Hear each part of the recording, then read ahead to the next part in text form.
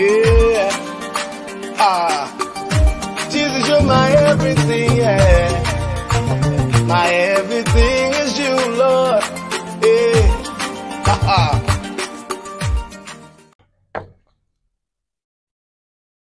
On ne peut parler de la grâce sans parler de la loi. Aujourd'hui, nous allons diriger notre émission sur une question particulière qui s'intitule la relation qui existe entre la loi et la grâce.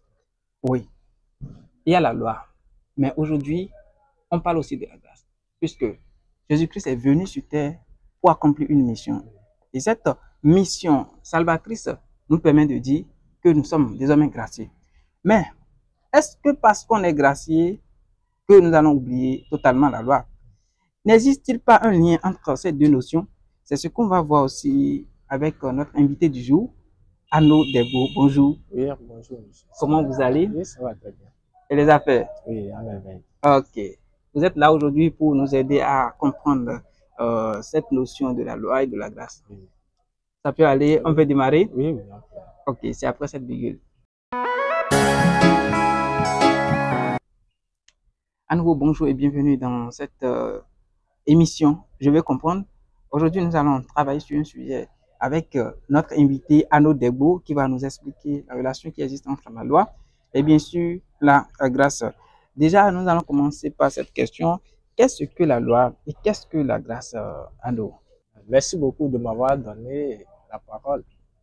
Tout d'abord, la loi, c'est l'ensemble des règles juridiques, morales, bibliquement rituelles et liturgiques. Tandis que la grâce, c'est la bienveillance absolument gratuite en toutes choses. Ok, très bien. Maintenant, quelle est la différence entre obéir à la loi par peur ou obéir à la loi par amour? Parce qu'il faut comprendre que Dieu est amour, Oui. et tout le monde sait que Dieu est amour. Mais Dieu est aussi loi. Maintenant, Dieu veut nous voir aimer sa parole, aimer sa volonté, obéir à ses commandements, par contrainte ou bien par amour. Quelle est la différence entre obéir à la loi par peur d'être puni, Oui. ou obéir à la loi par amour? Quand on parle de la différence qu'il existe entre obéir à la loi par peur et par amour, tout d'abord, il faut comprendre la définition du verbe obéir. Obéir, tout d'abord, c'est renoncer à sa liberté. Ouais. Obéir à la loi par peur de la punition, c'est le fait d'être contraint, d'être dans l'obligation face à une ordonnance envers ses contraintes, envers ses sanctions. Oui, d'accord. Obéir par la loi par amour, c'est d'abord accepter, accepter se soumettre Oui. aux ordres de quelqu'un ou bien de son prochain. Oui. Ok, maintenant, comment concilier la loi de l'Ancien Testament et notre grâce du Nouveau D'abord, Testament? pour concilier ces deux notions qui Oui. divergent le monde, il faut d'abord accepter Jésus-Christ qui est l'amour.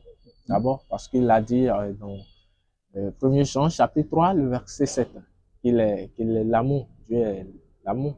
D'accord? Il faut d'abord l'accepter qu'il est d'abord l'amour. Il est le seul sauveur qui nous permettra de briser ces liens conflictuels et litigieux.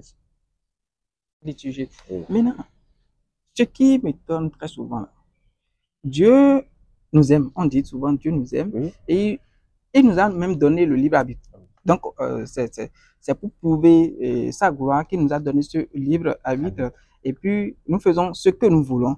Maintenant, est-ce que obéir à la loi par peur d'être puni ou obéir à la loi par amour qui plaît à Dieu? Qu'est-ce qui plaît à Dieu entre obéir à la loi par peur d'être puni ou par amour? Tout d'abord, c'est obéir à la loi par amour qui plaît à Dieu. Que Dieu bénisse d'ailleurs. Mais il faut comprendre que c'est les inconvénients qui sont derrière la désobéissance de la loi qui nous forcent à rester un peu dans le cadre. Sinon, bon, comment vous voyez ça? Je vois que il faut d'abord obéir à la loi par amour. Prenons le cas, donnons des exemples. Quand tu obéis à la loi par amour, tu as l'envie, tu n'es pas tu n'as pas de contraintes derrière toi. Tu as la paix du cœur. Tu as la paix du cœur de respecter ce qui est de droit.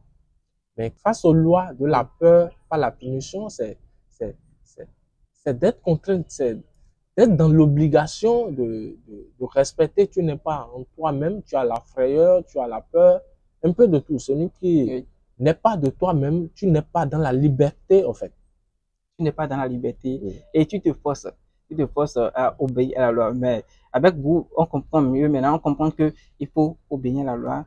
Pas par contrainte, mais par amour, par une passion d'être obéissant à Dieu et d'accomplir sa volonté.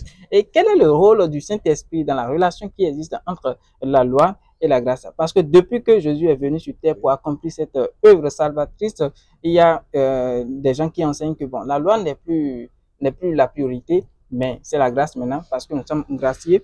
Maintenant, j'aimerais savoir quel est le rôle du Saint-Esprit dans la relation qui existe entre la loi et la grâce. Le Saint-Esprit, d'ailleurs, c'est d'abord le Jésus-Christ même. Accepter Jésus-Christ te permettra de reçu le Saint-Esprit. Maintenant, quand tu as le Saint-Esprit en toi, tu es au-dessus de la loi. Celui qui n'est pas cette affirmation n'est pas acceptée de tout. Avoir le Saint-Esprit, c'est être au-dessus de la loi. Expliquez-moi. Donnons quelques exemples. Prenons nos feux tricolores. Quand même le feu rouge, qui est la base, s'allume en termes de la circulation, les feux de tolérance, même quand le feu rouge qui est en haut est allumé, les feux de tolérance, quand le feu de tolérance est allumé en vert, tu es au-dessus de la loi. Tu es au-dessus de virer vers ta gauche. Quand un policier est encore devant, même le feu rouge est allumé, tu as le droit. Il te permet de passer. Donc, tu es au-dessus de la loi. Donc, ce qui concerne la loi, quand l'Esprit de Dieu vient en toi vraiment, tu as la crainte de Dieu, tu es au-dessus de la loi. Quand l'Esprit de Dieu vient en toi, c'est que tu es d'office au-dessus de la loi. Parce qu'il faut comprendre, avec votre exemple, vous avez dit que le feu tricolore est là. Et quand on parle du feu, c'est le feu qui est la loi. C'est le feu qui dirige. Si le feu te dit, tu peux partir, tu vas partir. Et que quand c'est la couleur rouge, tu t'arrêtes obligatoirement. Mais quand on parle de la grâce, peut-être le policier est là. Et même quand le policier est là, bon, on parle de la grâce. Parce que le policier, pendant le feu rouge, peut te dire de partir. Et si toi, tu te dis que voilà, il y a la loi, il y a le feu qui est en rouge, et tu restes là, pendant le feu vert, tu peux être là, et le même policier va te dire d'attendre. Alors que c'est le feu vert qui est allumé. Merci beaucoup pour cet exemple. Maintenant, est-ce que la grâce supprime l'obéissance à la loi? Est-ce que c'est parce que la grâce est là qu'on va boycotter la loi? Non. Pour ne pas dire catégoriquement non. Oui. La loi d'ailleurs est établie et renforcée dans la vie d'un chrétien qui sera sauvé par la grâce. La loi existe bien sûr. Parce que dans un pays, il faut toujours la loi. Dans une communauté, il faut toujours la loi. La loi existe bien sûr. Bibliquement, la loi existe bien sûr, mais dans nos pays, dans le gouvernement, la loi existe. Oui, il y a la Constitution. Il y a toujours, oui, bien sûr, la Constitution. Que nous, les concitoyens, nous, les citoyens, nous voulons que la justice soit parfaite, soit crédible. Mais pour que la justice soit crédible, il faut l'intervention de la loi. Mais nous ne voulons pas subir les châtiments corporels de la loi. Tandis que la loi n'est pas faite pour les justes. Ok. La loi n'est pas faite pour les justes. Vous pouvez nous expliquer un peu. Prenons l'exemple du verset biblique de 1 Timothée chapitre 1, le verset 9. Il dit, bien sûr que la loi n'est pas faite pour les justes, mais pour les profanes, les péracides, les irréligieux, les rebelles, les escrocs, les bandits, les diffameurs, les abuseurs de confiance. La loi est faite pour eux. Mais tandis que de nos jours, ceux qui commettent des erreurs, des contraventions, ceux qui sont en erreur, qui commettent des fautes, ne voulons pas subir les châtiments corporels de la loi. Donc, la grâce n'intervient pas pour supprimer la loi. Mais la grâce accorde un peu juste quelques gratitudes de la bienveillance. D'accord, c'est ce que je peux expliquer un peu sur. Ok, donc la grâce n'est pas là pour annuler la loi. Ben, c'est pas aussi facile à comprendre, mais avec votre explication, déjà, on peut dire que la grâce accompagne la loi. Oui. C'est pas parce que nous sommes graciés qu'on peut faire n'importe quoi. Non. Ben, il faut aussi avoir la volonté Oui. de bien faire les choses. Et merci beaucoup. Et maintenant, comment la grâce peut-elle nous aider à mieux comprendre et à appliquer la loi? Puisque vous avez dit que la grâce nous accompagne dans l'obéissance de la loi. Oui. La grâce est là pour nous accompagner. Comment la grâce nous aide à mieux comprendre et à appliquer la loi? D'ailleurs, tout d'abord, la loi d'une moyen plus profond alors révèle le péché. Oui. Tandis que la grâce enlève le péché, cache le péché. Il faut d'abord en nous les chrétiens, en dehors du chrétien aussi, activer la crainte de Dieu, avoir la frayeur en nous, la frayeur de Dieu en nous, pour éviter de faire du mal à nos prochains. Il faut d'abord accepter Jésus-Christ qui viendra nous renforcer le respect du sens profond de l'obéissance de la loi en nous. C'est ce que je peux juste expliquer sur la grâce, si ça peut aider à comprendre et à expliquer la loi. Oui. À nous accompagner. Oui. Et donc, si je comprends bien, vous pensez que la grâce est là pour nous accompagner. Oui, on comprend. Maintenant, ce qui m'inquiète maintenant, parce que c'est deux notions qui semblent un peu différentes, et c'est la raison de notre émission aujourd'hui. Est-ce que celui qui est gracié peut comprendre que la loi est encore nécessaire? Est-ce qu'il peut comprendre qu'appliquer la loi, c'est une importance? Est-ce que, parce que lui est gracié, on dit que tu peux faire ça, mais tu n'es pas puni. Mais alors que la loi dit que lorsque tu fais ça, tu as des inconvénients. Lorsque tu fais ça, tu as des punitions, tu as le châtiment de l'Éternel. Mais dans la grâce, on te dit que quand tu fais même ça là, rien ne va t'arriver. Est-ce que c'est facile à comprendre aussi, Arnaud? C'est pas si facile comme vous le disiez, mais il faut beaucoup la lecture. Il faut la compréhension de Dieu. Il faut chercher la compréhension de Dieu. Pas chercher nos intérêts personnels dans nos églises de nos jours. Il faut expliquer la Bible comme cela se doit. Comme cela se doit. Donc, si je peux expliquer maintenant, la grâce ne prime pas la loi. La loi existe bien sûr. Et Dieu même a dit dans Jean qu'il n'est pas venu pour enlever la loi ni compléter aucune des proverbes de ces principes, de ces successeurs. Non, non. Mais la grâce existe et la loi aussi existe. Quand vraiment l'Esprit de Dieu est en toi, quand tu cherches vraiment à connaître Dieu même, il te donnera l'Esprit Saint d'être surmonté au-dessus de la loi, de bien marcher sur sa droiture. Parce que bien vrai qu'on entend la loi existe, malgré qu'on entend que la loi existe, on finira toujours par briser les lignes de la loi.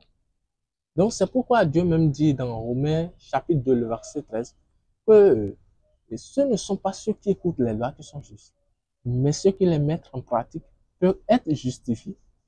Et le cas même, prenons l'exemple, avec du respect, j'appelle monsieur le point focal du gouvernement, le porte-parole du gouvernement, monsieur Léon Wilfried Léon Bédi. Par son intervention, par son interview, j'ai suivi la dernière fois, qu'il disait qu'il y a un essai de vitesse. Malgré qu'il ait une personnalité du gouvernement, mais il peut se surpasser personnellement. Mais il n'a pas voulu, mais il a payé les taxes pour prouver aux citoyens que non, quand tu méprises la loi, il y a certaines punitions, certaines sanctions qui peut te rattraper. Même des citoyens sont approchés et disent, ah, mais c'est une personnalité du gouvernement. Oui. C'est une personne publique qui ne doit pas payer. Mais il a donné un bon exemple au gouvernement. Donc, malgré que la loi existe, c'est pas que d'abuser à la grâce. La loi existe bien sûr, mais la manière dont nos prédicateurs, nos prêcheurs de la loi le font aujourd'hui, c'est pour leurs intérêts personnels. C'est pas pour l'œuvre vraiment de Dieu.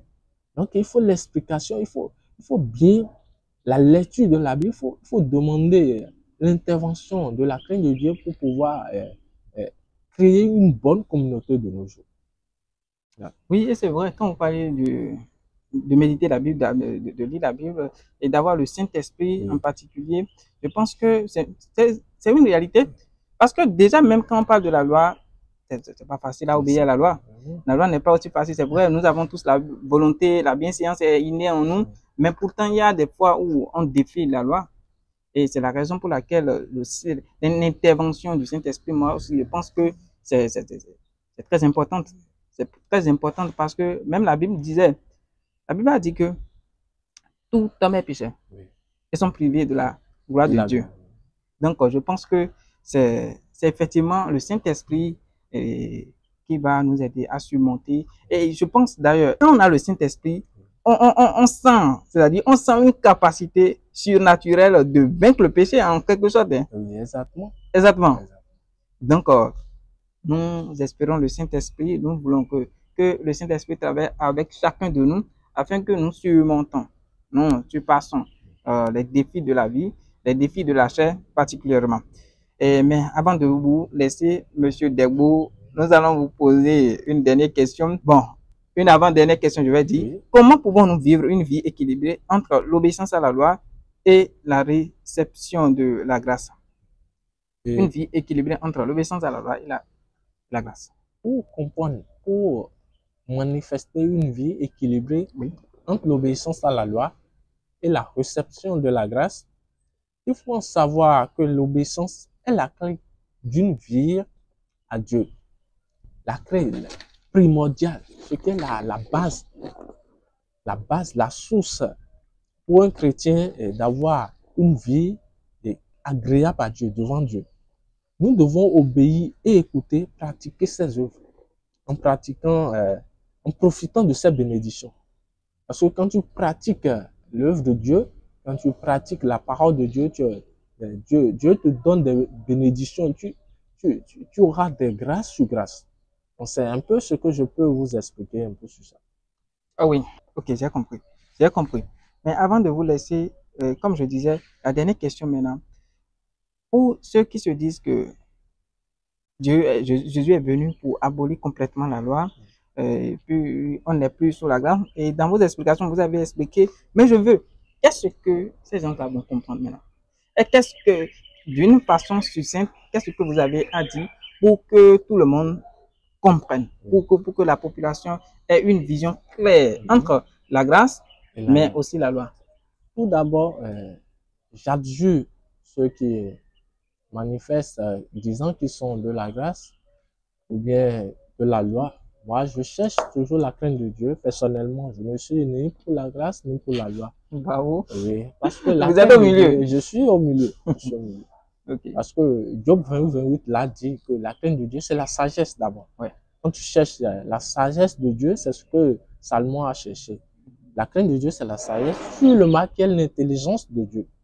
Donc, j'adjure ceux qui disent qu'ils sont pour la loi, qu'ils sont pour la grâce, de se réconcilier, de briser les liens conflictuels et litigieux, d'avoir une harmonie entre pour comprendre ce qui est la loi et la grâce. Donc, pour avoir l'amour, parce que quand tu as l'amour envers ton prochain, je pense que le fait de dire la grâce, la loi existe. Bien sûr, tout le monde d'ailleurs savent que la loi et la grâce existent. Mais pour en épargner, il faut chercher la crainte de Dieu. Il faut avoir l'Esprit de Dieu pour surmonter la loi. C'est ce que je peux un peu apporter. Le dire. Ok, merci beaucoup. Merci pour votre passage. Je pense qu'on est bien nourri. Ouais, non seulement les internautes, mais moi aussi j'ai beaucoup appris de vous aujourd'hui. Et je vous dis merci d'avoir passé sur notre plateau. C'est tout un plaisir pour nous. C'est tout un plaisir. Donc vous avez expliqué, vous avez aussi noté que il faut désormais faire quoi? Il faut la crainte de Dieu dans la vie. Il faut avoir la crainte de Dieu. Parce que quand vous avez la crainte de Dieu, vous avez dit que c'est le commencement de la sagesse. C'est le commencement de la sagesse. Et Salomon l'a démontré dans ses écrits que la crainte de Dieu, c'est le commencement de la sagesse. Donc, ayons tous la crainte de Dieu et que le Saint-Esprit travaille avec nous afin que nous surmontons tous les défis, tout ce que nous pensons que nous ne pouvons pas surmonter et que nous pouvons s'en passer parce que la grâce est là. Si l'Esprit est avec nous, il va nous donner aussi la force de surmonter certaines difficultés. Ne sommes pas contre ceux qui sont en train de promouvoir la grâce aux dépendants de la loi, ni ceux qui sont en train de promouvoir la loi aux dépendants de la grâce, en tout cas les deux. De toutes les façons, vous avez dit que vous n'êtes contre personne, vous êtes au milieu. Et c'est gentil de votre part. Donc, on va laisser cette émission-là et rendez-vous pour nos prochaines émissions. N'oubliez pas, vous êtes sur CTV. CTV, c'est la lumière de la parole, c'est la vérité. Suivez-la, elle vous affranchira davantage. À la prochaine. Yes. Bye bye.